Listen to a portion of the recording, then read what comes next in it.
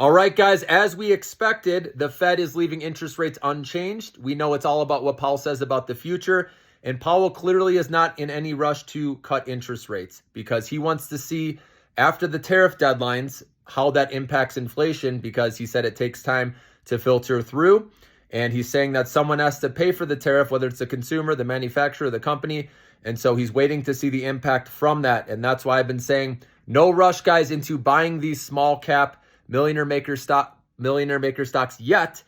I think it's going to be better September, October, and the end of this year when seasonality picks up again. That's where I expect these stocks to have their moment. So there's nothing wrong with waiting patiently until we get some upward momentum, unless you want to hold through the next few months, okay, and you're okay doing that if stocks continually fade off for a little bit, okay, until we get that next catalyst, or at least, the tariff deadline resolution.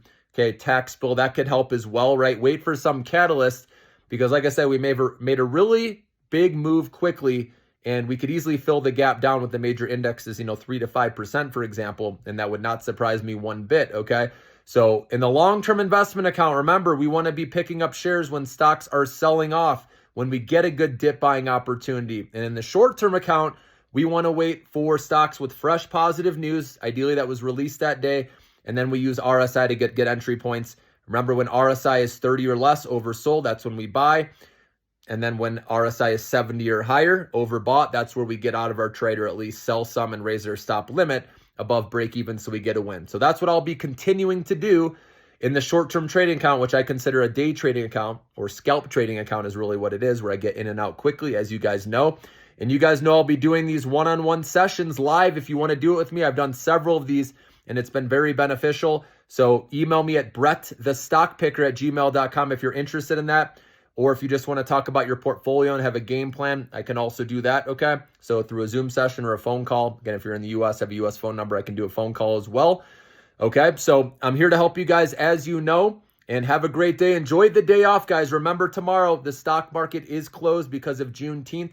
So I'm curious to see if some traders and investors will just get out of their positions for the holiday and come back and see what happens on Friday. But really, I'm in no rush until we clear through this week to see what happens. Get a full week starting Monday, okay? And then we can look for fresh positive news, obviously, to play that in the short-term account. And then long-term, like I said, just keep being patient, guys, especially if you bought already, right, in March, April, and May. We dollar cost average. You don't need to do anything right now after the big move it's made. Remember, we're very patient and selective. You guys know, members, I've put out videos on ones I do believe are undervalued still at this point, okay? So again, make sure to become a member, guys, if you haven't yet, because you're going to get all my alerts, okay? And so I constantly will let you know when I'm buying and when I'm selling, in the Millionaire Maker portfolios, as well as the short-term trading account.